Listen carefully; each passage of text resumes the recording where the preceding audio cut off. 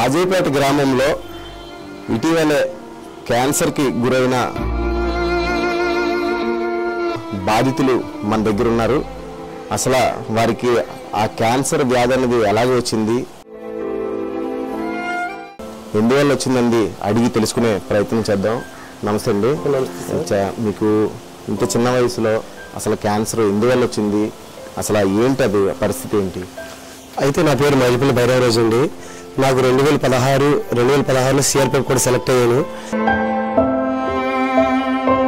CRPF select అయినప్పుడు తర్వాత నాలో రాను కాలక్రమేపీ శక్తి తగ్గిపోవటం, నేను 5K వేసేవాడిని, తర్వాత ఆర్మీ రన్నింగ్ కూడా వేసేవాడిని, వేటకు కూడా వెళ్ళేవాడిని. అది రాను శక్తి తగ్గిపోవడంతో డాక్టర్ దగ్గర చూపించాను. మామూలుగా మాకు వేటకి వెళ్ళినప్పుడు ఈ చేతిని వాసిపోతే మా వాళ్ళు నాటువేదిని తెప్పండి, వేటకి వెళ్ళిపోయి గుచ్చుకో ఉంటుంది, వాసిపోయింది అనేవారు. కానీ నేను పరిగెట్టలేకపోయేవాడిని, చాలా నిరసించిపోయాను, బరువులు ఎక్కలేకపోయాను. ఒకసారిగా 2017 మే నెలలో హాస్పిటల్ చూపించుకుంటే వైజాగ్లో ఈ టెస్టులు చేశారు, క్యాన్సర్ అని తేలి మరుక్షణం నేను హైదరాబాద్ వసతారకు వెళ్ళి ట్రీట్మెంట్ చేయించుకున్నాను. ట్రీట్మెంట్లో అక్కడ అడ్మిట్ అయ్యాను. అడ్మిట్ అయితే వాళ్ళు 10 లక్షల వరకు అవుతుందని చెప్పారు. అప్పుడు నేను నిరుపేద కుటుంబంలో మత్స్యకార కుటుంబం పెట్టడంతో ఇంకా మీకు అమౌంట్ లేకపోతే ట్రీట్మెంట్ చేయలేము, వెళ్ళమని చెప్పారు. అదే సమయంలో మా గ్రామస్తులందరూ కూడా తలా కొంటిగా 100-200 ఉపాధి NRGS వాళ్ళు, తర్వాత మత్స్యకారుల సంఘాల వాళ్ళు, మా ఊళ్ళో ఉన్న సంఘాల వారు, ఇతర అందరూ కూడా సహాయం చేశారు. ఆ రోజు నాకు సహాయం చేస్తే ట్రీట్మెంట్ కూడా చేయించుకున్నాను. ప్రభుత్వం నుంచి కూడా ఎటువంటి నాకు చెక్ కూడా రాలేదు, ఏమీ చేయలేదు. సీఎం రిలీఫ్ ఫండ్ కూడా రాలేదండి. ఆ రోజు చాలా పలుమార్లు నేను అధికారులు లేదు తిరిగాను, నాయకులు కూడా రాలేదు. ఏంటంటే నాలాగే నేను ఒక్కనే కాదు, నాలాగే చాలా మంది ఉన్నారు. ఇప్పుడు వచ్చి రాజీపేట ఈ రోజు వరకు వచ్చేది దగ్గర 75 మంది వరకు కూడా క్యాన్సర్ బారిన పడి, క్యాన్సరే కాదండి, cancer, liver problem, kidney problem కూడా పడి చాలా మంది ఇబ్బంది పడ్డారు.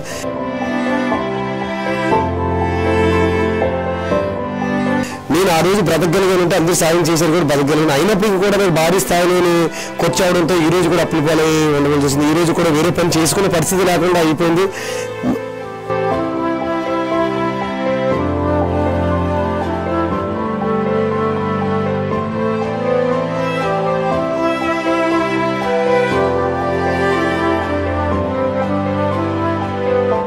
హాస్పిటల్లో అడిగాను, ఎందువల్ల వస్తుందండి క్యాన్సర్ అడిగితే, మీకు ఏ ఏళ్లలో ముంబై బస్ట్ లుకోమియా అనేసి చెప్పారండి. నాకు బుక్ కూడా ఇచ్చారు. ఇది ముంబై, ఢిల్లీ ఆ ప్రాంతాల్లో ఎక్కడైతే పొల్యూషన్ ఎక్కువైతే ఉందో ఆ ప్రాంతంలో వస్తుందని చెప్పారు.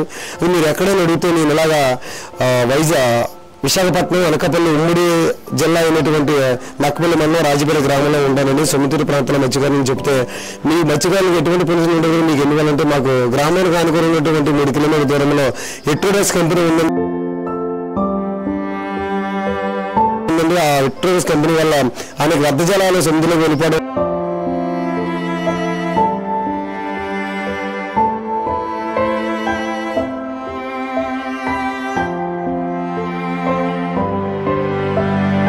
అదేవిధంగా వాయు కొలస కూడా అవుతుందో, శుద్ధి చేయకుండా వెళ్ళిపోవడంతో చేపలు చనిపోవడం, 2 జరగడంతో మాకు 80% అనారోగ్యం బారిన పడి వేటగాళ్ళు కూడా వేటకి వెళ్తే చేపలు పడకపోవడం కూడా జరుగుతుందని కూడా అక్కడ చెప్పాను. అవునైతే మీ పొల్యూషన్ వల్ల మీకు ఈ క్యాన్సర్ రావడం జరిగిందని తెలియజేశారు. నాలాగే నేను కూడా ఇప్పుడు వచ్చి చాలా మందిని కూడా బస్తార్ హాస్పిటల్ తీసుకెళ్ళాను. అదేవిధంగా వైజాగ్ అదనపూడి దగ్గర తీసుకెళ్ళాను, కాకినాడ కూడా తీసుకెళ్ళడం జరుగుతుందండి. ఈ భారీ స్థాయిలో ఈ ఒక ఎట్రోడాక్స్ కంపెనీ వల్ల ఇన్ని బాధలు పడుతుంటే ఈ బల్డ్రా కంపెనీ కూడా పెట్టి మా ప్రాణాలు తెద్దాం.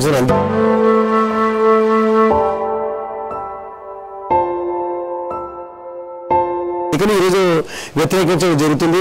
నేను ఎందుకంటే బ్రతుకుతూనే బ్రతకనే ఉద్దేశంతో అందరూ కూడా చనిపోతానేమో అనుకున్నారు. భగవంతుడి దేవాలని, ప్రజల దేవాలని బ్రతికి పట్టుకుంటే ఇప్పుడు కూడా మా గ్రామ సర్పంచ్ గారు కామేశ్వర గారు కూడా క్యాన్సర్తోనే చనిపోయారు.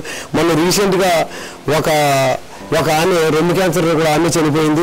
తర్వాత 14 సంవత్సరాల కుర్రవాడు కిడ్నీ ప్రాబ్లంతో చనిపోయాడు. 16 సంవత్సరాల అమ్మాయి కూడా క్యాన్సర్తో చనిపోయింది. ఇదే విధంగా చాలా మంది మా గ్రామంలో చిన్నపిల్లలు, పెద్దలు తేడా లేకుండా ప్రతి ఒక్కరు కూడా ఏదో ఒక రోగంతో బాధపడుతున్నారు ఈ పొల్యూషన్ ఎట్రోడాక్స్ కంపెనీ వల్ల. అందుకని మేము త్వరగా ఈ యొక్క కంపెనీని కూడా ఖండిస్తున్నాం సార్. మొత్తానికి ఇంతమంది ఈ క్యాన్సర్ బాధని, కిడ్నీ వ్యాధి బాధని పడుతుంటే ప్రభుత్వం ఏం చేస్తుంది అంటే, ఇక్కడ లోకల్గా ఉన్న ఎమ్మెల్యే గారి దృష్టికి కానీ తీసుకెళ్లారా? తీసుకెళ్తే ఏమన్నారు వాళ్ళు? అయితే ఎమ్మెల్యే దృష్టికి మనం ప్రస్తుతం హోమ్ మినిస్టర్ గారి దృష్టికి కూడా తీసుకెళ్ళామండి. అంటే ఒక ఎటు రచ్చ వల్ల మనకి అనేకమైన అనర్థాలు జరుగుతున్నాయి, వ్యాధులు వస్తున్నాయి, మెచ్చిపోతుంది అని చెప్తే మాకు 2024 డిసెంబర్ 29 తేదీన మేము వినతిపత్రం కూడా ఇచ్చాము. మా గ్రామానికి వచ్చినప్పుడు సరే మీతో అందరితో కూడా మాట్లాడుకుని నేను ఈ పనులు ప్రారంభించాలని తెలియజేశారు. అలా చెప్పిన మరొచ్చాను 2 రోజులు పోయాక వెంటనే పనులు మొదలుపెట్టడం జరిగిందండి. మొదలుపెడితే ఆ రోజు కూడా మేము వ్యతిరేకించాం. 2025 జనవరి 8వ తేదీన PM గారు, CM గారు, డిప్యూటీ CM గారు వర్చువల్గా శంకుస్థాపన చేయడం జరిగింది. ఈ శంకుస్థాపన చేసినప్పుడు కూడా మా గ్రామంలో వ్యతిరేకించాము. అయినప్పటికీ కూడా పనులు ఆపుకొని యథావిధిగా చేసాము. మా హోమ్ మినిస్టర్ గారు మీకు ఆ పనులు జరగకుండా ఆపుతాననేసి మాతో చెప్పిన తర్వాత చేస్తానని చెప్పినప్పుడు కూడా పలుమార్లు కలిస్తే పట్టించుకునేటువంటి విధానం ఏర్పడడంతో మొన్న సెప్టెంబర్ 14వ తేదీన మా మత్స్యకారులందరూ కూడా ధర్నాగా ఏర్పాటు చేయడం జరిగింది.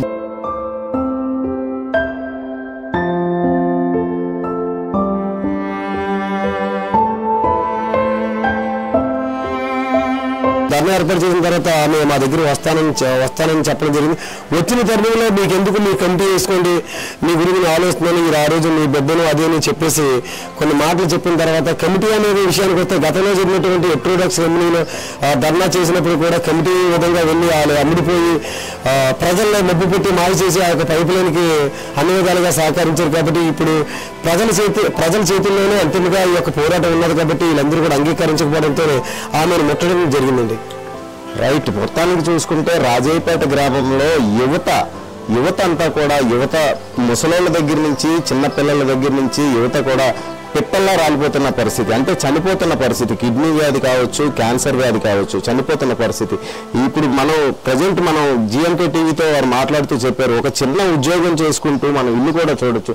ఒక చిన్న ఇంట్లో ఉంటూ ఆయన చిన్న ఉద్యోగం చేసుకుంటూ ఆయన కుటుంబాన్ని పోషించుకుంటున్న పరిస్థితి. అలాంటి పరిస్థితుల్లోనే ఆయనకి క్యాన్సర్ వ్యాధి రావడంతో ఆయన చాలా తీవ్ర ఇబ్బందికి గురయ్యాడు. ఇలా తీవ్ర ఇబ్బందికి ఎవరు గురవ్వకూడదని చెప్పి రాజయ్యపేట గ్రామస్తులందరూ కూడా ఇప్పుడు బల్క్ డ్రగ్ కంపెనీ ఏదైతే ఉందో అది రాకూడదని చెప్పి 34 రోజులుగా దీక్ష కూడా చేస్తున్నారు. ఈ 34 రోజులు దీక్ష కాదు, ఇంకా ప్రభుత్వం దిగి రాకపోతే, దీని మీద స్పందించకపోతే ఎంతవరకు అయినా వెళ్ళటానికి సిద్ధమని కూడా చెప్తున్నారు. Video Shanmukha, GMK TV, Anakapalli జిల్లా రాజయ్యపేట గ్రామం నుంచి.